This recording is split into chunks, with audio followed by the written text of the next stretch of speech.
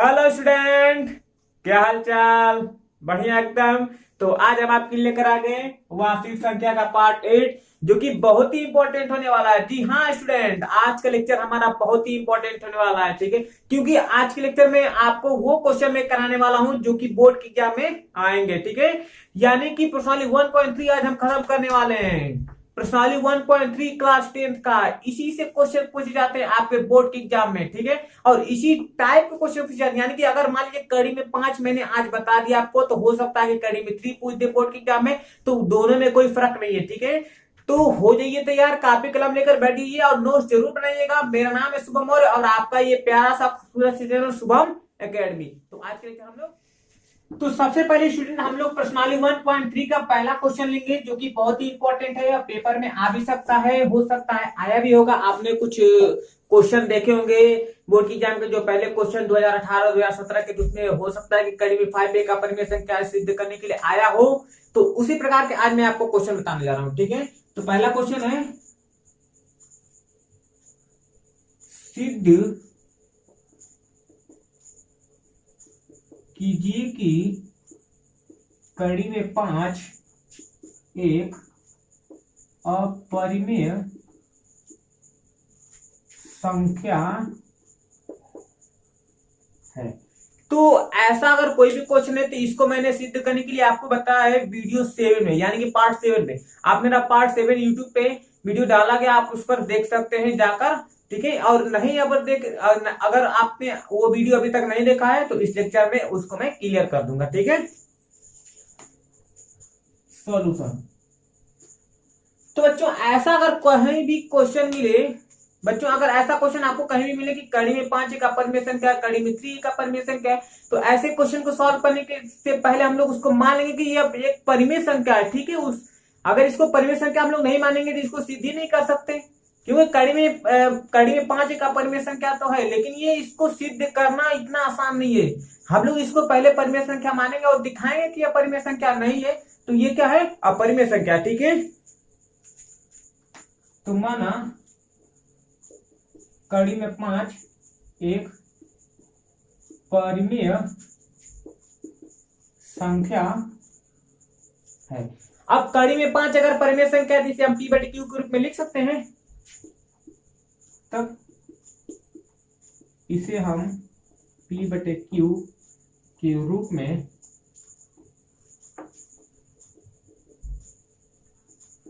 लिख सकते हैं। अब p बटे क्यू के रूप में लिखने का मतलब ये कि p और q क्या होंगे, दोनों पूर्णांक होंगे, ठीक है। जहां p और q पूर्णांक है और q इक्वल टू नॉट 0, ठीक है। इतना तो आप लोग जानते होंगे।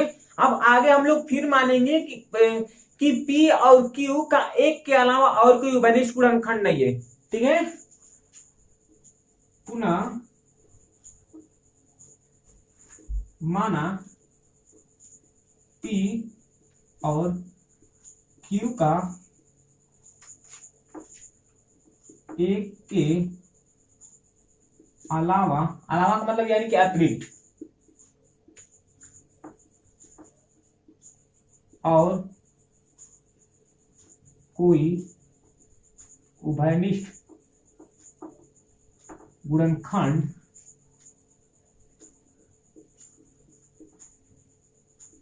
नहीं है। अब P और Q का एक के अलावा और कोई उभयनिष्ठ गुणनखंड नहीं, इसका मतलब ये हुआ कि P और Q केवल एक से कटेंगे और किसी संख्या से नहीं कटेंगे। जैसे हम मान सकते हैं कि P इक्वल टू मान लीजिए हो सकता है कि 13 हो और Q इक्वल टू हो सकता है मान लीजिए 17 हो, ठीक है। अब 13 17 को किससे हम लोग काटेंगे, एक से काटेंगे और किसी से तो कटेगा नहीं, या तो खुद से कटेगा। यानी दोनों का उभयनिष्ठ गुणनखंड क्या हुआ, एक हुआ। 13 एक से कटेगा और 17 भी एक से कटेगा, ठीक है। अब हम लोग लिख सकते हैं, जैसे हमने माना है कि माना कड़ी में 5 एक परिमेय संख्या है, तो सबसे पहले इसको कड़ी में 5 को हम लोग क्या लिखे, परिमेय संख्या के रूप में लिखे। इसलिए कड़ी में 5 बराबर p बटे क्यू। अब ये परिमेय संख्या के रूप में हमने लिख लिया इसको। अब आगे हम लोग करेंगे, दोनों पक्षों का वर्ग कर देंगे, ठीक है। दोनों पक्षों का वर्ग करने पर, दोनों पक्षों को, इसका वर्ग कड़ी में 5 का वर्ग 5 आता है, ठीक है। इसकी पूरी डिटेल मैंने पार्ट 7 वीडियो में दिया है आपको, वहां पर जाकर आप देख सकते हैं। इसका वर्ग करेंगे तो पी स्क्वायर बटे क्यू स्क्वायर, ठीक है। आगे हम लोग इसको सॉल्व करते हैं। अब यहाँ पर पी बटे क्यू यानी पी स्क्वायर बटे क्यू स्क्वायर, अब क्यू स्क्वायर को जब इस साइड भेजेंगे तो हम लोग क्या हो जाएगा, ये बटे में तो जाएगा तो गुणा में हो जाएगा, यानी कि 5q square equal to P square, ठीक है। अब हम लोग करेंगे ये कि क्यू स्क्वायर को यहीं पर आने देंगे, 5 को इधर भेज देंगे, यानी इसको ट्रांसपोज कर देंगे तो 5 गुणे में इधर जाएगा तो भाग में हो जाएगा, यानी कि Q square equal to P square बटे 5। अब हम लोग यहां पर देख सकते हैं कि पी स्क्वायर को 5 क्या कर रहा है, विभाजित कर रहा है, ठीक है। क्योंकि 5 पी स्क्वायर को विभाजित करता है, ठीक है। तो अगर 5 पी स्क्वायर को विभाजित करता है तो 5 पी को भी विभाजित करेगा, तो 5 पी को भी विभाजित करेगा। अब ऐसा क्यों, अगर 5 पी स्क्वायर को विभाजित करता है तो 5 पी को भी क्यों विभाजित करेगा, तो हम लोग देख सकते हैं। मान लीजिए कि मान लीजिए हमारा 5 पी का मतलब मान लीजिए हो सकता है पी हमारा 20, मान लीजिए पी क्या है 20, चलिए 20 नहीं तो मैं इसको मान लेता हूं, मान लीजिए हो सकता है मान लीजिए 5 का स्क्वायर ही होगा, पी जो है 5 का स्क्वायर ही होगा, तो 5 अगर 5 का स्क्वायर क्या आएगा 25 को अगर 5 काट रहा है तो अब ये अगर इसका स्क्वायर नहीं करते हैं, अगर 5 का स्क्वायर नहीं किया जाता यानी कि 5 तो 5 से कटेगा ही, यही सिंपल सा लॉजिक है, ठीक है। और इसको मैंने सिद्ध भी किया है पार्ट 6 या पार्ट 5 वीडियो में, आप उसको देख सकते हैं, ठीक है। अब हम लोग करेंगे ये कि इसको मान लेंगे समीकरण 1, ठीक। अब यहां पर देख हम लोग ये रहे हैं कि अगर 5p को विभाजित करता है तो हम लोग क्या लिख सकते हैं, हम लोग लिख सकते हैं p इक्वल टू 5c, क्यों लिख सकते हैं बता रहे। अब 5p को विभाजित कर रहा है यानी हम लोग लिखेंगे इसको कुछ इस प्रकार, ठीक है। और मानेंगे कि ये हमारा 5 से अगर p में भाग दे रहे हैं तो हो सकता है कि c बार भाग जाए, तो अब होता क्या है कि इन दोनों का गुणा इसके बराबर होता है, इन दोनों का गुणा इसके बराबर होता है, यानी 5c equal to p equal to 5c हो सकता है। अब करेंगे ये हम लोग कि p का मान समीकरण नंबर 1 में हम लोग क्या करेंगे रखेंगे, ठीक है। p का मान समीकरण 1 में रखने पर, p का मान समीकरण 1 में हम लोग रख रहे हैं यानी कि 5q स्क्वायर, और p की जगह पे हम लोग क्या लिखेंगे 5c, p की जगह पे 5c यानी 5c और p का स्क्वायर यानी कि 5c का स्क्वायर, सॉल्व करेंगे इसको क्या मिलेगा 5q स्क्वायर, और ये 25 हो जाएगा, और ये क्या हो जाएगा, चलिए इसको 5 का स्क्वायर लिख लेते हैं और इसको p का स्क्वायर लिख सकते हैं हम लोग। आगे इसको सॉल्व करेंगे तो हम लोग देखते हैं ये है कि अब ये जो हमारा दिख रहा है क्या, ये जो हमारा 5 का स्क्वायर है इसको हम लोग करेंगे कि ट्रांसपोज कर देंगे इधर, तो गुणे में इधर आएगा तो भाग में हो जाएगा, ठीक है। तो हम लोग लिख सकते हैं इसको, मान लीजिए इसको सी स्क्वायर हम लोग यहाँ पे लिख सकते हैं, ये स्क्वायर है, सी स्क्वायर को हम लोग यहाँ पे लिख रहे हैं, ठीक है। और ये जो 5 का स्क्वायर है इसके बटे में चला आएगा, हम लोग इसको लिख सकते हैं 5q स्क्वायर बटे में 5 स्क्वायर, ठीक है। अब ये एक 5 है और ये 2 5 है यानी कि एक 5 नीचे बच गया, ठीक है। हम लोग लिख सकते हैं आगे इसको बराबर q स्क्वायर बटे 5, और हम यहाँ पर ये भी देख रहे हैं कि q स्क्वायर को 5 क्या कर रहा है विभाजित कर रहा है, q स्क्वायर को 5 क्या कर रहा है विभाजित कर रहा है, तो हम लोग यहाँ पर लिखेंगे क्योंकि 5 q स्क्वायर को विभाजित करता है। अब 5q स्क्वायर को विभाजित करता है तो 5q को भी विभाजित करेगा, जैसे यहां पर हमने लिखा है, ठीक है। तो 5q को भी विभाजित करेगा, करता है, लिख दे रहे हैं। ठीक है, अब यहां पर हम लोग ये देख रहे हैं कि हमने सबसे पहले माना है कि जो हमारा P और Q है उसका एक के अतिरिक्त और कोई उभयनिष्ठ गुणनखंड नहीं है। लेकिन यहाँ पर क्या है बच्चों कि 5P को भी विभाजित कर रहा है और 5Q को भी विभाजित कर रहा है, यानी कि P और Q का एक और उभयनिष्ठ गुणनखंड दिख रहा है। हम लोगों को क्या दिख रहा है? 5। ठीक है, लेकिन ऐसा होना नहीं चाहिए। ऐसा क्यों हुआ? क्योंकि हमने गलत माना था। हमने माना क्या था कि 5 कड़ी में 5 एक परिमेय संख्या है। ठीक है, इसी के कारण हम लोगों को ये दिख रहा है, यह रिजल्ट मिल रहा है। ठीक है, तो चूंकि यहां पर हम लोग देख सकते हैं, चूंकि यहां P और Q का 5 एक उभयनिष्ठ गुणनखंड प्राप्त होता है। ठीक है, ऐसा इसलिए होता है, ऐसा क्यों होता है? ऐसा इसलिए होता है क्योंकि हमारी कल्पना क्या थी? वो गलत थी। ऐसा इसलिए होता है क्योंकि हमने जो कल्पना किया था वो क्या था? गलत था। ठीक है, ऐसा इसलिए होता है, ऐसा इसलिए मिला है कि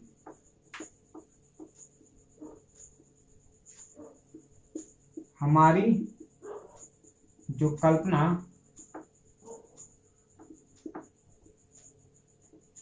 है यह माना है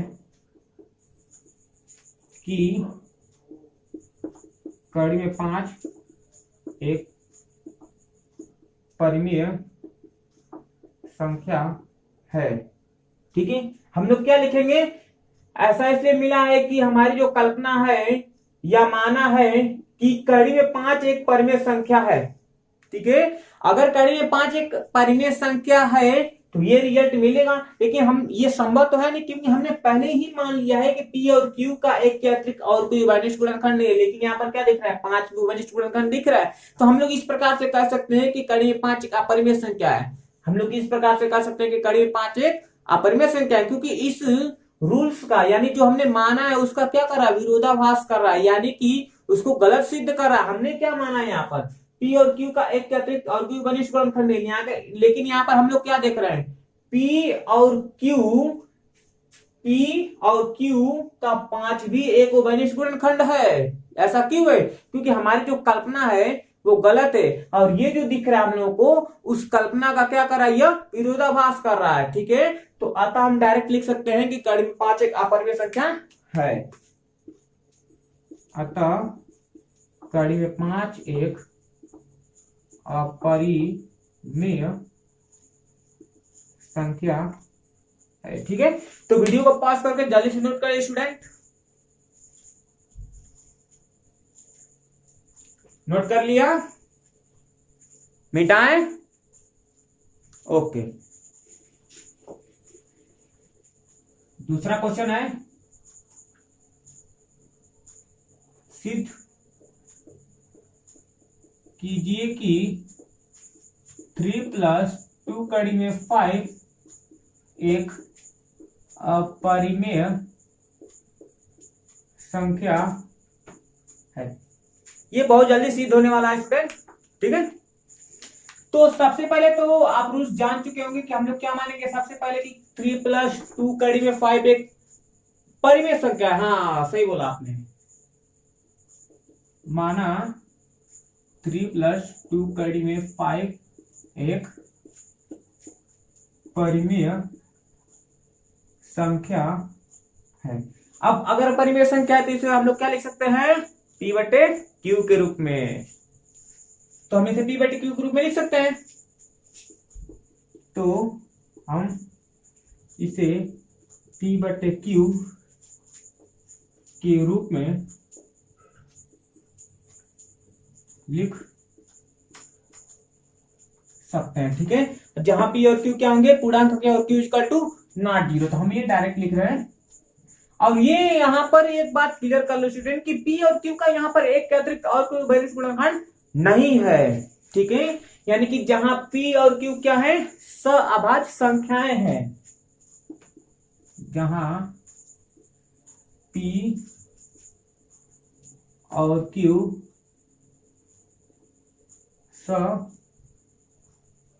सअभाज्य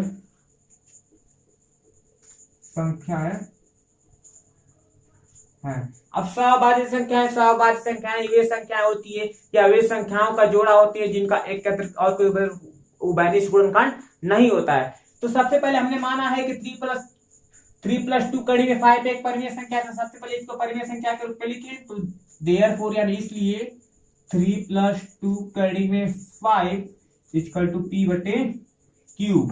अब हम लोग करेंगे ये कि 3 को ट्रांसपोज करेंगे, यानी 3 को इस साइड भेजेंगे, ठीक है, यानी कि 2 कड़ी में 5 इक्वल टू P/Q, और 3 इधर चल जाएगा यानी -3, प्लस इधर जाएगा तो माइनस। अब यहाँ पर हम लोग ये देख रहे हैं कि ये जो 2 है ये कड़ी में 5 से मल्टीप्लाई है, तो हम लोग जानते हैं कि कड़ी में 5 एक परिमेय संख्या, इसके पहले हमने सिद्ध किया है। तो हम लोग करेंगे ये स्टूडेंट कि 2 को ट्रांसपोज कर देंगे इधर, यानी कि 2 यहाँ पर गुणे में इधर आएगा तो भाग में। अब इसके नीचे 1 है, यानी जब 2 इधर जाएगा तो इसमें भी मल्टीप्लाई होगा और इसमें भी मल्टीप्लाई होगा, दोनों में मल्टीप्लाई होगा, ठीक है। तो हम लोग करेंगे ये कि यहाँ पर कड़ी में 5 को यहीं पर आने देंगे और 2 को इधर भेजेंगे, तो हो जाएगा P/2Q, ठीक है, -3/2। यहाँ तक समझ में आ रहा है, क्लियर है? कोई डाउट है? अगर कोई भी डाउट है तो आप कमेंट बॉक्स में लिखकर जरूर हमें बताएंगे, क्योंकि आप जब तक कमेंट बॉक्स में लिखकर नहीं बताओगे तब तक हो सकता है कि मुझे यह पता न चले कि आपको समझ में आया है कि नहीं। अगर आप कमेंट बॉक्स में लिखते हो कि नहीं समझ में आया तो मैं कोशिश करूंगा इसको और अच्छे से समझाने के लिए, ठीक है, ताकि मेरे जो नए वीडियो आएंगे उसमें और अच्छे से मैं आपको समझा सकूं, यानी कि आगे मैं इसको सॉल्व करूंगा। मैं यहाँ पर देख ये रहा हूं कि P और Q क्या है, पूर्णांक है। यहाँ पर हमने लिखा नहीं है, लेकिन हम लोग ये तो जानते ही हैं कि P और Q क्या है, एक पूर्णांक है। तो अगर P और Q पूर्णांक है, पूर्णांक का मतलब 1 2 3 4 हमने बताया, इस पर वीडियो हमने बनाया, पार्ट 5 आप हमारा लेक्चर देख सकते हैं। P और Q अगर पूर्णांक है तो ये भी पूर्णांक होगा, और ये हमारा परिमेय संख्या है, ठीक है, तो ये भी परिमेय संख्या है। अब परिमेय संख्याओं का जोड़ घटाना क्या आता है, परिमेय संख्या ही आता है। तो अब ये पूरी परिमेय संख्या, जब ये पूरी परिमेय संख्या है तो कड़ी में 5 भी क्या हो जाएगा, परिमेय संख्या हो जाएगा। अगर ये परिमेय संख्या है तो ये भी परिमेय संख्या होगा, लेकिन हम लोग इसके पहले सिद्ध किया गया है कि कड़ी में 5 एक अपरिमेय संख्या है। यानी ऐसा क्यों हमको ये परिमेय संख्या दिख रहा है, क्योंकि हमने यहाँ पर पहले ही कल्पना कर लिया है कि ये हमारा परिमेय संख्या है, यानी कि हमारी जो कल्पना है वो गलत है। समझ में आ रही बात? हमारी जो कल्पना है वो गलत है। तो इसी के बारे में हम लोग यहाँ पर लिखेंगे, डिस्कस करेंगे। यानी कि हमने यहाँ पर माना है कि P और Q क्या है, पूर्णांक है, जहां P और Q, जहां नहीं लिखा जाएगा क्योंकि P और Q